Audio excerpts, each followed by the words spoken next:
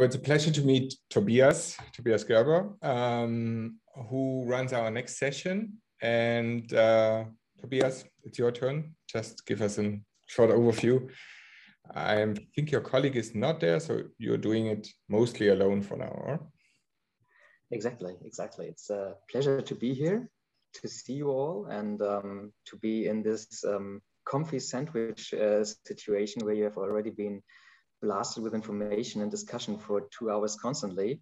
If you did it like I did, I just jumped between the rooms because it was just too many tracks and too many great topics and too many great speakers.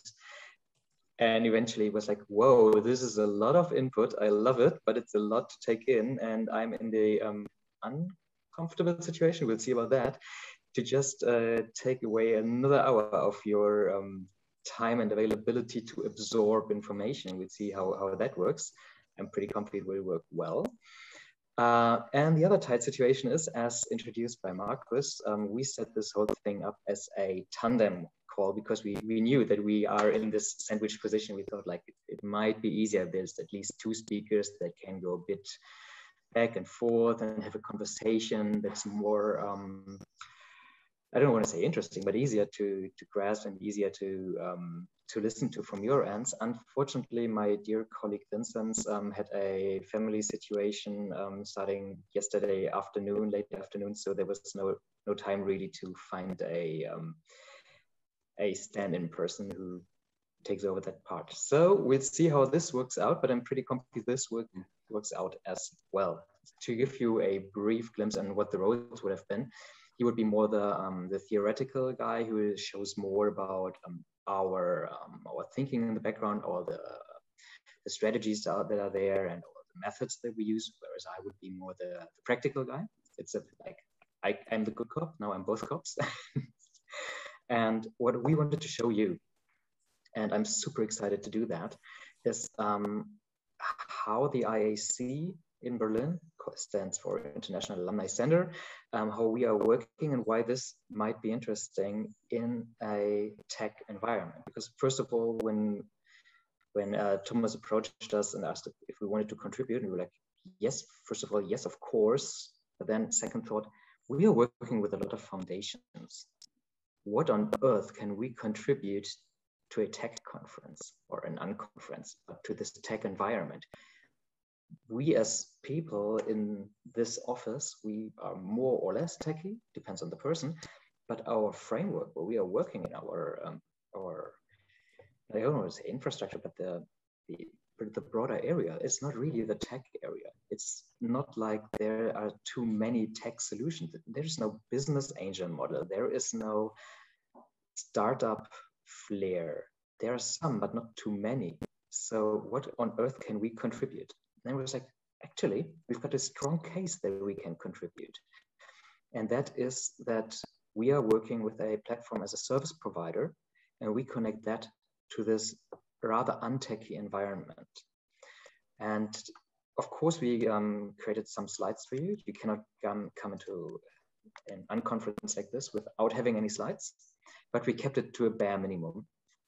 So what we will have is a, let's say, 5-step way to go with you.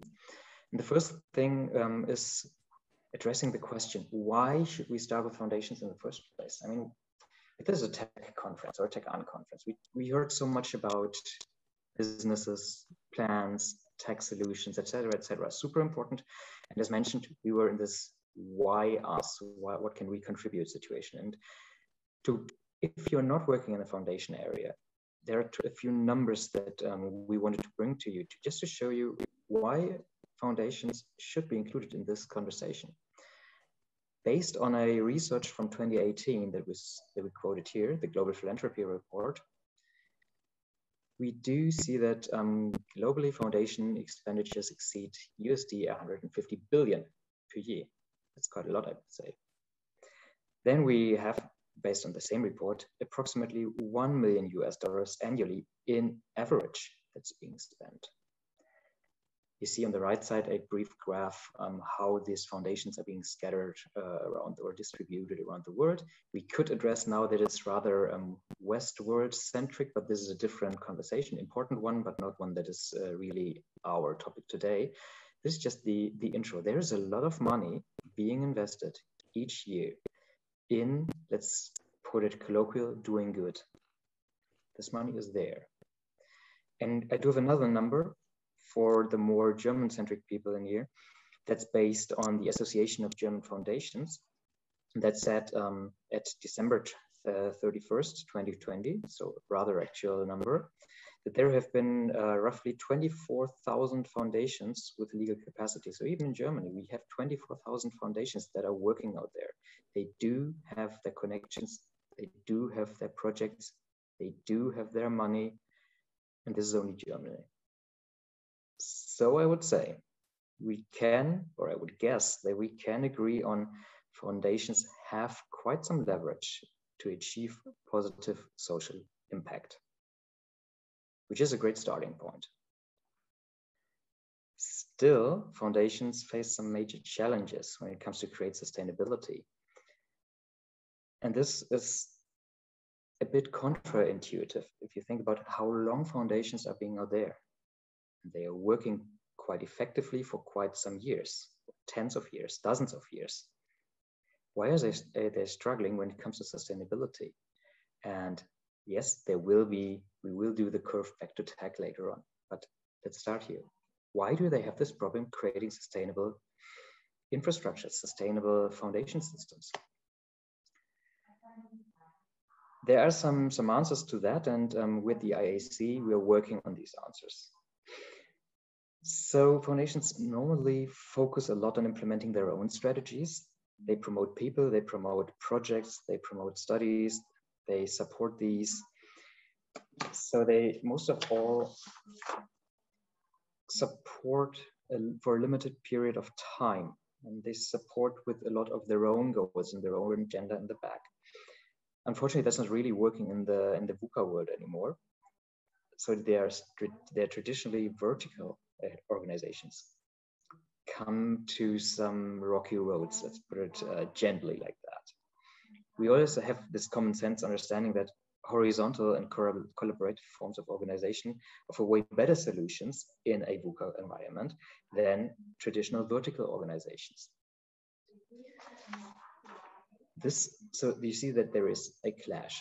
How is this coming together with what we do at the IEC Berlin and what we want to tell you about, or in that case, I want to tell you about our platform as a service approach. Super brief history in a nutshell. The Robert Bosch Foundation is one of these big foundations. They are doing a great job on a lot of topics. They do that for like more than 50 years. They have more than 10,000 people that received fundings and grants and have been supported. Yet they faced some of these mentioned problems. So eventually in 2017, they founded the International Alumni Center in Berlin, and we do have, it's like a double mandate. And that double mandate is to be, as you see there in the slide, to be a think and do tank for impact-oriented networks and support these, and to do the BOSCH Alumni Network. The BOSCH Alumni Network, as the name says, is the organization of the alumni of the Robert Bosch Foundation, whereas on the other hand, you have this, this cooperational approach where we work together and advise other organizations. And our logic, our approach, our assumption, or our hypothesis is that we should focus on relationships of people that work on sustainable solutions, that we should work not so much with single people or single projects, but on transparency, on connecting people, and as mentioned, relationships. That's really a key point and a key word in here. So what we wanted to do with the IAC Berlin was to develop an impact-oriented network, and we wanted to work with others to establish this tool in the field. This is where these two different hats, so to say, these two mandates come together. And the purpose of the BOSCH Alumni Network, which was the thing we could start with, rather easily in that case, because we had already this big number of alumni. Not we, but the Robert Bosch Foundation had those. And what we wanted to do was to make the diversity accessible of this group of people, to create trust, to create shared spaces. And of course, to create these and to achieve these goals, we could apply rather standard and rather proven network theories. And I will come to that in a second. This would be normally some of Vincent's part, but I think I can paraphrase quite well what he would have said in here. So this means the living sandbox approach of us was that we wanted to create this network which is accessible, which showcases diversity, which is transparent, and which shows how you can go through this, this already existing network approach. So in the beginning, you had a lot of, let's say, scattered fragments, because it was a lot of alumni of the Robert Bosch Foundation. We tried to bring them to one platform. That was our plan, which would be the boschalumni.net, which is our platform, so that there is a hub where they can gather, where they find a new home, so to say. And from there, we could work with topics, with clusters, with groups that on the one hand continue what's been happening in the Robert Bosch Foundation, and on the other hand caters to the interests of the members. And the three things that you see on the left is the classical, or one of the classical network theory approaches. It worked pretty well for us. And what you see on the right hand is more of the corporate design of the Bosch Alumni Network. We are organized with programs, regional groups, clusters, and impact fields, which correlate to the multi-hub approach. So this is a classical community development. This is a bit of theory. And this is the theory that we wanted to apply. So what we were thinking was, what do we need to do that? We were asking people, what do we need to do that? We were asking the alumni, what do you need to feel at home in the network? What do you need to be supported as a person and to find the others, to work together with the others? And what we found out mirrors exactly what other people in the same situation until today find out when they ask to their community, to their network, to whomever, what do you need to create or to be part of a community that supports each other? And the answer is always, oh, we need some kind of a platform. We need some space where you can exchange. Let's have a group. Let's have a WhatsApp group. Let's have a LinkedIn group. Let's have, you can just name all these technical answers that you can use. The interesting part is afterwards, once you establish a tool, how you make people use this tool, how to make them get there. And this was our entry point to the platform as a service, because we were thinking about how can we do that, and how can we create not just another tool, not just another platform, not just another something that people have to log into, but something that really has appeal and really lures people in. Lures people has a rather negative subtext, but it's attractive. It attracts people. It attracts the alumni. So we can do it on our own, do it DIY and have our own thing, but of course that wouldn't make sense because it takes a lot of time, a lot of effort, a lot of money. And once we've got this thing established and we've got it running for 2 years, it's already outdated again. So we went to a PaaS, knowing that it's their job to stay ahead of the curve. It's their job and their own interest to be top-notch and to be really having all the standards that are there. We chose one, highly customized what we had on offer, and then kept on applying new strategies and new interests, etc., to this platform. What we wanted to achieve was an easy and enjoyable user experience. We wanted to achieve the aforementioned transparency about fellow members, about the topics. We wanted to create these safe spaces in groups, etc. And to mirror a bit, or to meet what people are used to from Facebook, from LinkedIn. Because as the better our service is, the more is compared to those big networks. So if you would log into the network, you would find a live feed. You would find member maps, fields that you can filter to find certain people, certain expertises. You could go to thematic groups, open or closed, depending on how safe the space should be. You could find projects that are members driven that you could contribute to, etc., etc. It was a lot of effort to create the platform in a way that is attractive and usable. It was a lot of effort to bring people there and to showcase to them that it's their platform. It's not our platform. It's their platform. They can use it. They should use it. And today they do so. So we really made this thing fly. Super happy about that. And now comes the interesting part, because so far I think perhaps you didn't know about the money that's involved with foundations. So that might have been a learning. I guess you all know about platform as a service, and this is more like, yeah, preaching to the choir. We all knew that before. But what was the outcome of us bringing these two things together? Standard impact assessment or social return on invest is rather linear. So you invest some money, you create some KPIs, you double check each against each other, and then you see that you hopefully have a positive number or outcome in the end. We work together with the Vienna University of Economics and Business for a rather big evaluation of the BOSCH alumni network. And we found out that the three main stakeholders in this process, being the Robert Bosch Foundation, the members / alumni of the Robert Bosch Foundation, and we as IAC, who organized these things, we all three benefited. As mentioned, there's a big study I can send you if you want to, but it's 100 pages in a very academic language. It takes some time to digest that all. But bottom line and takeaways, all three benefited. So in the traditional way, all three are fine. So we know, perfect, this was a good thing. What we came up with was additional benefits that we did not, that we hoped for, but we couldn't really put a finger on in the first place. And we created a circular impact model from that, because we realized it's not only the three main stakeholders that are benefiting.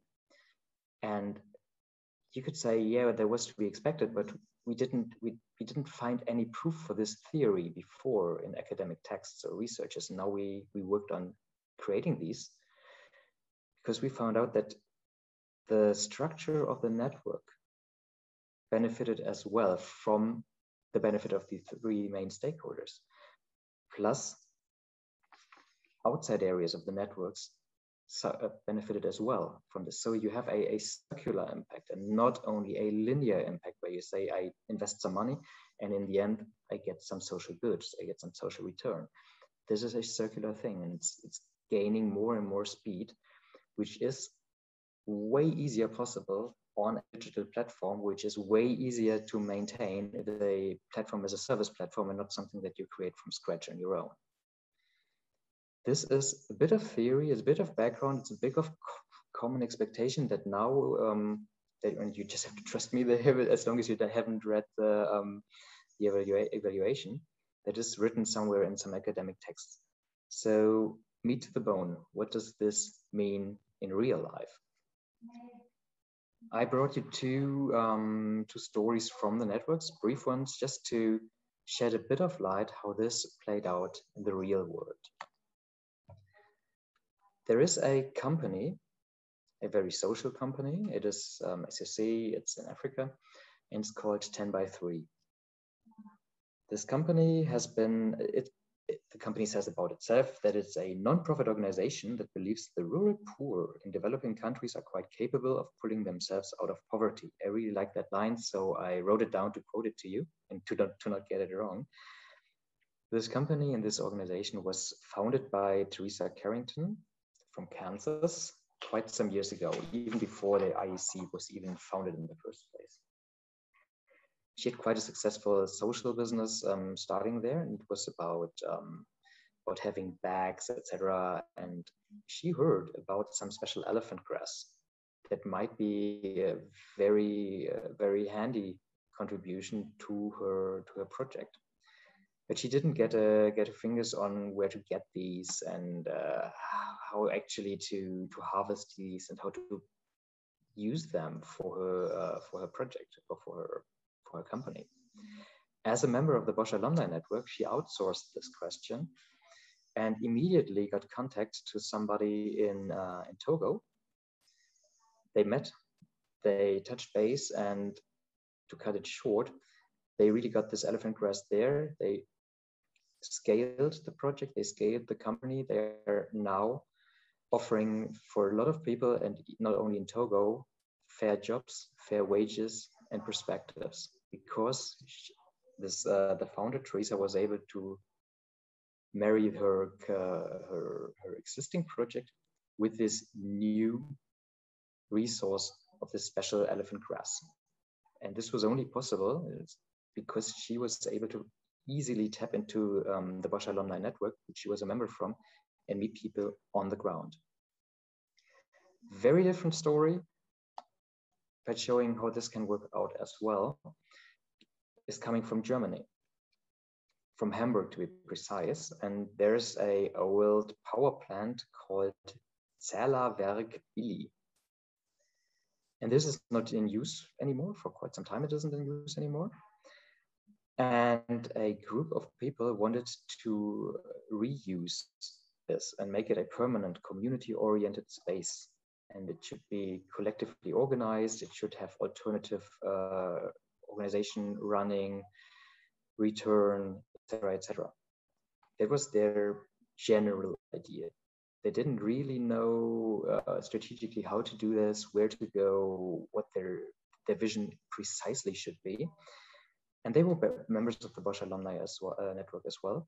And they were talking to us as the IAC Berlin. And in 2019, so quite some years back again, they created a workshop together with members of the BOSCH alumni network to work on the strategy, to see what people would be interested in joining this idea, this movement. And this turned out to be not only the turning point of their initiative, but turned out to be really successful in the long run, because end of 2021, more than 2 years later, they received a substantive support money-wise from the federal ministry, which was about 8 million euros. And that was supported by the city of Hamburg as well. They are not done yet, because they still have to go into the final negotiations with the actual owners of the ZÄHLERWERK. But they told us, and we didn't even ask for it, they told us that the workshop in 2019, that was the crucial point. It was a key turning point, because the interviews that they did back then with a lot of important people, this was very usable for the application for the money. The strategy that they pursued afterwards was created in this workshop. The core team that is still working until today, that created this road to success, that just met at the workshop. So you could say now, and rightfully so, the workshop was in real life, but of course it was organized via the platform. They were looking for people via the platform, for supporters via the platform.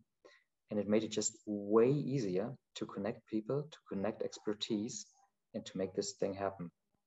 So these are two very different stories, how this digital platform worked out for people. And it was going way beyond what we perhaps might have intended or supported in the first place, or what the Robert Bosch Foundation, is still their alumni, what they supported way back when they supported the people for completely different projects or for completely different initiatives. So you see how this is not only this linear social return on invest thinking, but enabling people that are more or less on the same page to do something on their own. And this is the leverage and the handle that we think we can bring to traditional foundations if we show them that it's not the solution in its own. But if you manage to combine the technological possibilities with what they are doing, and then have if you want to, an academic evaluation afterwards as well, you can really achieve something. And this is what we think we can contribute to the Tech conference with our approach of merging this mentioned technology to traditional and old school areas.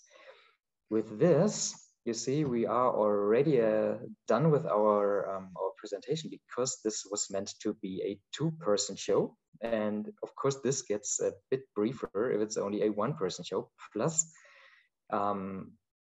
as this is an unconference, we were thinking about not only having more time for questions, but I do have definitely some questions for you, because if I have the possibility to speak with experts, and you are, then it would be nice to have the possibility to ask you something in return as well. So closing the first part of our hour, we would have been Vinzenz and me. Vinzenz, you can find him on LinkedIn, very good colleague if you want to talk more into the theoretical backgrounds. You can find us on LinkedIn, on our homepage, etc. And a lot, not everything of the BOSCH Alumni Network that I just referred to a lot, is available publicly on boschalumni.net. Of course, there's a lot of closed groups and closed action that you cannot see from outside, but still, if you're interested, take a look around there if you want to. I would end the presentation from here, because in my opinion, it's high time for you to be available, to be able to ask questions if you want to. And if you grant, I would like to afterwards put some questions to you. If there are questions from your end or recommendations. So first of all, thank you for the presentation. I really see the potential, and that builds on probably that such participants or alumni of foundations are probably reciprocal people. What do I mean with that? They are keen to give. Yeah, and if you are building a network with people that are keen to give, yeah, and are not transactional in a way of saying, okay, I give you that and you give me that back, then you have the superpower to build a valuable network. Because if all the people are asking first what they can give, yeah, then you are able to build a network that has tremendous power. Yeah, and I really think we need more of this type of networks where people come together that are keen to give. Yeah, and not asking, so what I'm getting back. They will get back, and they will get back probably multiple times what they give. But because they don't ask what to get back, they will unleash the superpower of the network. And it will also become very stable network, and will become way more important network than, for example, on LinkedIn, where it's just a lot of noise. Yeah, and you don't want to have the noise of all the people that are on some sales missions, right? And I would love to have a network of people that are keen givers in the impact space. Thank you. It's a very, very nice thinking, and put into words. I would definitely quote, or at least sample into my terminology, is people who want to give. I mean, it's easy words, but it's nicely put. Thank you, Sebastian. And yes, it's exactly that. It's really, really emotionally and strategically as well, worthwhile and super, yeah, beneficial to work with these people, because you don't have to convince them to do something. You don't have to bargain with them. You do get this if you do that, and it's for social good and whatever. It's people that want to do something on their own. And in the beginning, there was more work of convincing them that it is their network, and that we're just there to support them. And if you have an idea to do something, ask the network. Use the platform with everything that's there. And we're just making sure that it's running, and that all the updates are being available to you if it makes sense. Some do not make sense, so we can keep them from you. And this is really a nice situation. It's great to see what happens from there. I have another example, if you want to. There was, for example, an initiative from several African countries. It was called Internet for Good. And these guys, from their own, they were like, well, the picture of African users of the internet is rather bad. They are scammers, and it's just a negative image. They don't even care what part of Africa or what country, area. It doesn't matter, it's somewhere Africa. And they wanted to improve that. And this worked out so well that eventually we were like, okay, it's a great project. Perhaps we can support the project somehow. And this took off so quickly that eventually they were presenting the whole thing at a UN conference. They were talking to a different NGO, and they were so inspired by the other NGO that they were thinking that they should, and actually they're doing that now, create their own NGO that was just based on a project that was just possible because people from different countries were meeting on this platform to do something that improves the image of African internet users. And we were just standing there, whoa, this is just growing out of our network. This is just amazing. It's not directed by us. It's not called for, can somebody of you do something that meets this UN whatever call for proposals? Exactly. So one question I have, maybe I lost it in your presentation, but are you building walled gardens of networks, or are all these alumni network of the foundations also are interconnected to the others? It's a yes and no. Of course, there is a wall around the BOSCH alumni network, and this wall is, first of all, the easy one. You have to somehow be supported by the BOSCH Foundation in the first place, because otherwise you couldn't be an alumni by then. But this is a lot of people. We do not build so many other alumni networks, but we work together with them.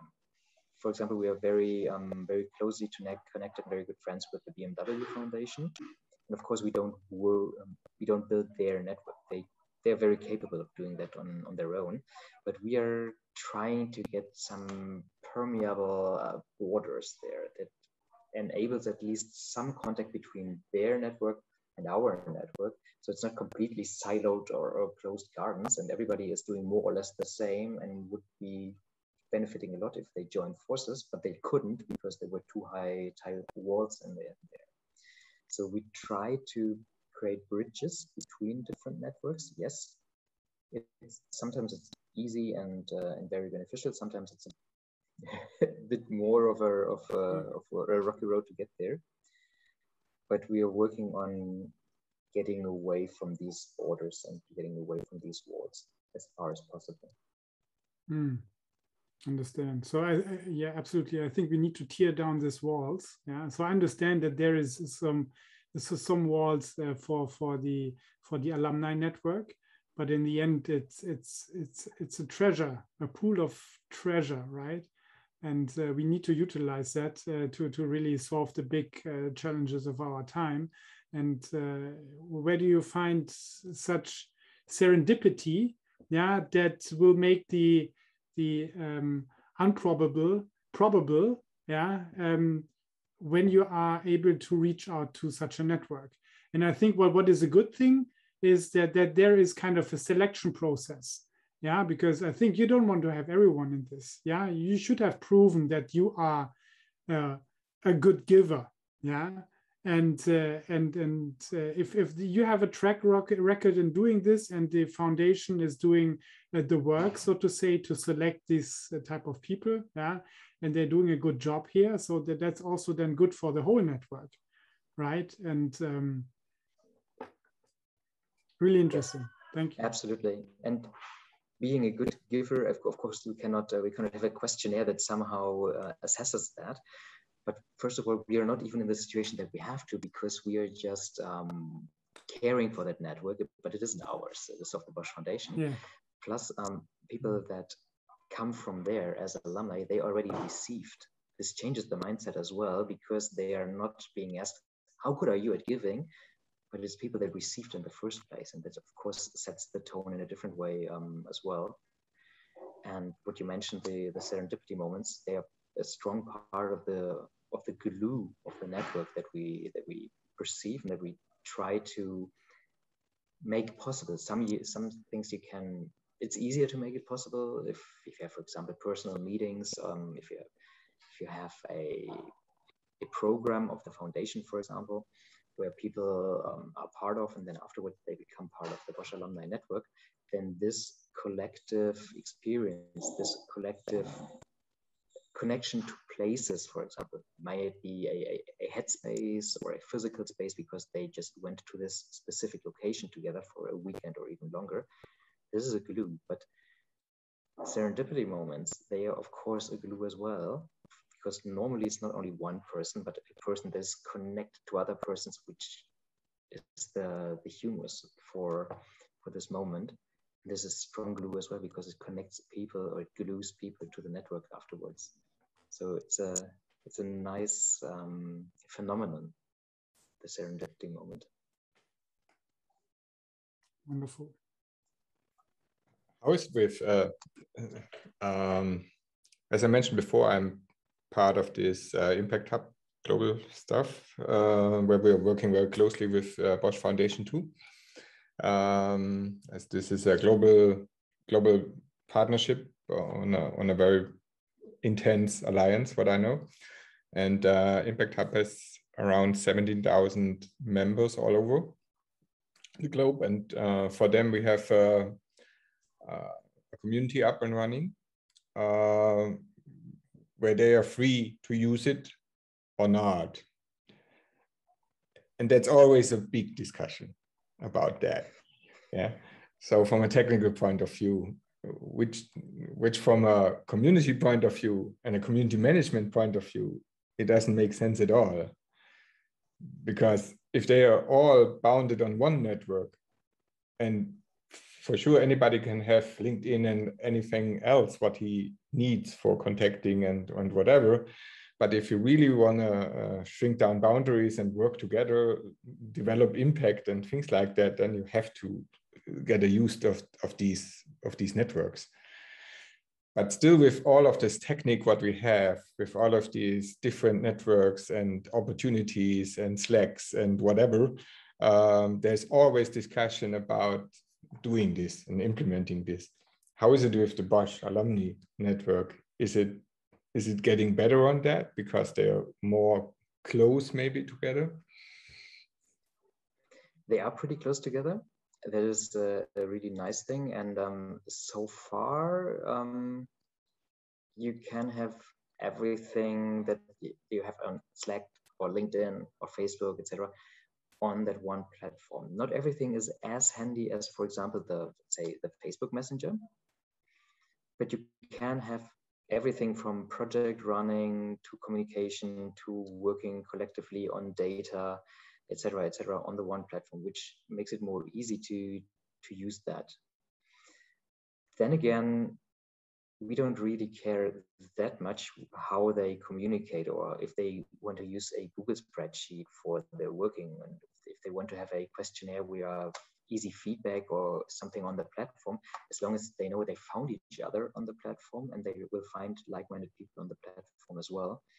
So this tech part works quite well, and the different groups that we have work quite well for specific sub communities, you could say, as well. What we're planning in the very near future is updating our groups as well. And this might be something interesting for the Impact Hub as well, because we want to enable some groups that are closely related to the BOSCH alumni network, but not really, they feel they need more autonomy.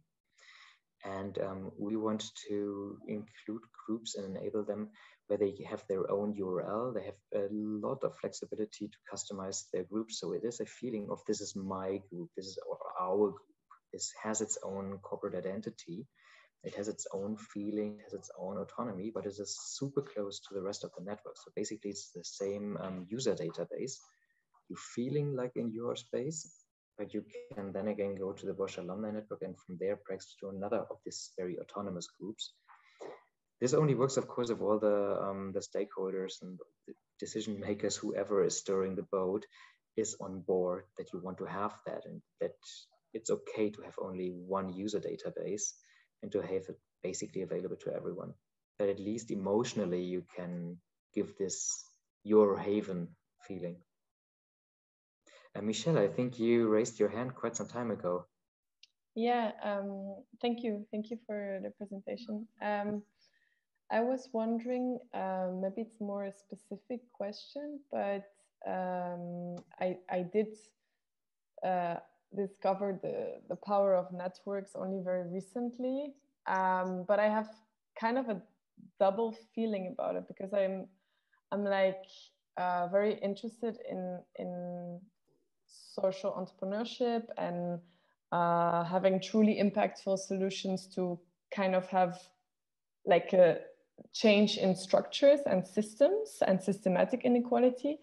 And then you have these kind of networks like Ashoka, or I don't know, they're like these kind of exclusive networks where there are like the top social entrepreneurs, and they really have done something incredible, which is super cool, I think, and people want to be part of this network.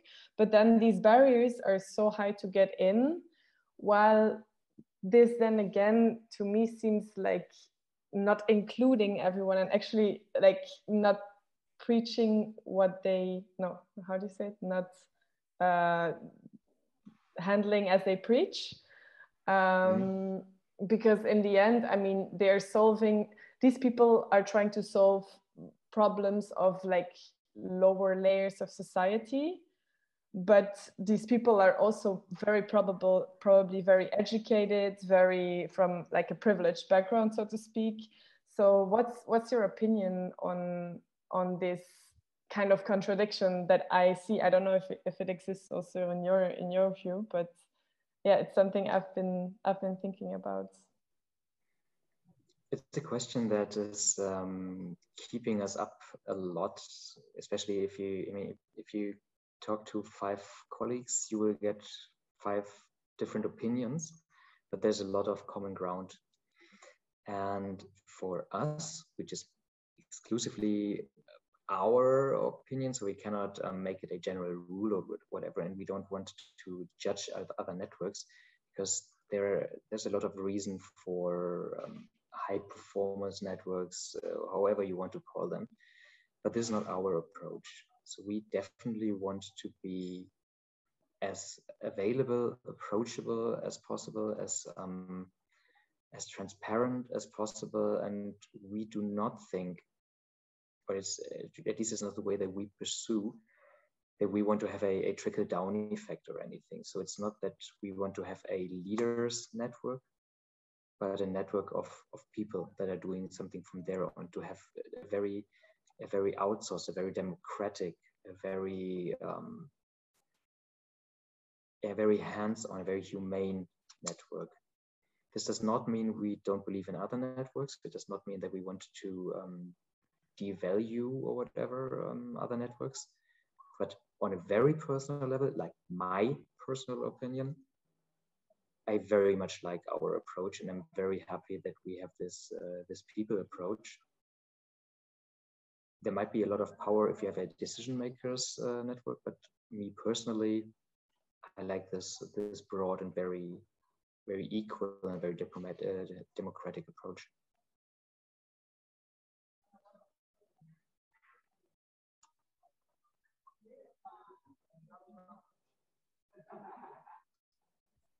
Can say how we handled it.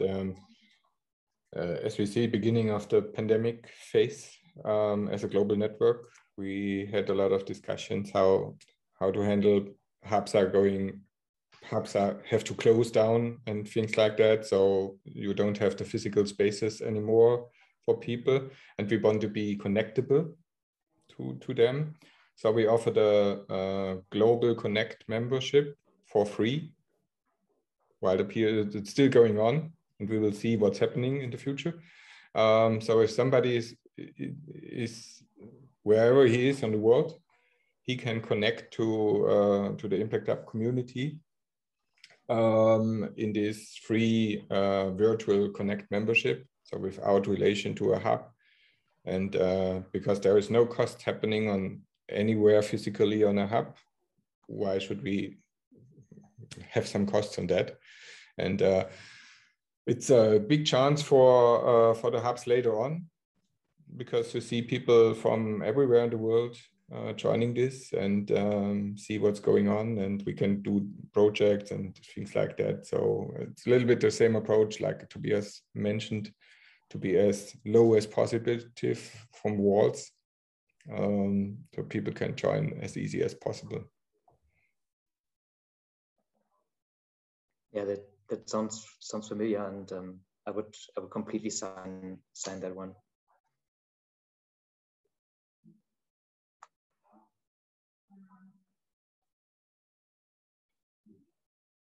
And the key factor of success, sorry. No worries. Key factor of success is mostly what I see over tons of communities I saw in the past, as my background is strongly business development in digital. Was the first business developer of, maybe you know Xing in Germany. So I know it since 2003, this whole thing. The key of success of communities is for sure community management. Yes, absolutely. Like in the real world, in the virtual, it is absolutely the same. So if you're not keen of doing the job, they don't do it mostly. So it's like in the kindergarten. If you're standing beside and don't do something, they do something, but maybe they do something different. That's one of the big questions that we are being asked often as well. How do we make sure that? Like there's only a very, very basic line at the beginning that we wanted to make sure actually, which is that everything is working, everything is functioning, that people know about it, and of course we nudge them always to see, hey, there's something nice here, and basically I feel or know or heard that you are looking for whatever it is on the network. You find it there. Why don't you take a look over there to make sure that they are enabled to use the network and the platform to its full potential? But it's not like we are making sure they are using our design 100%, or that they are having the perfect wording for their own project's description. I mean, it's their project. So yes, we have to make sure of some things. We have to do some management work for the community, definitely. But it's not like we want to make them do something. We are pretty happy if they do something, but it's not like we stir or control it.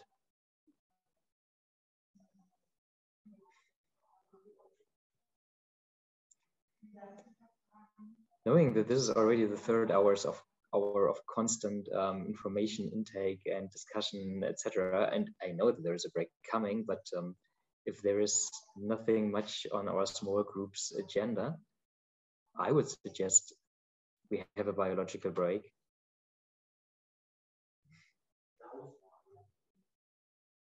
Sounds great. Thank you once more, Tobias, for your input, and thank you all for spending time with us. And thank you.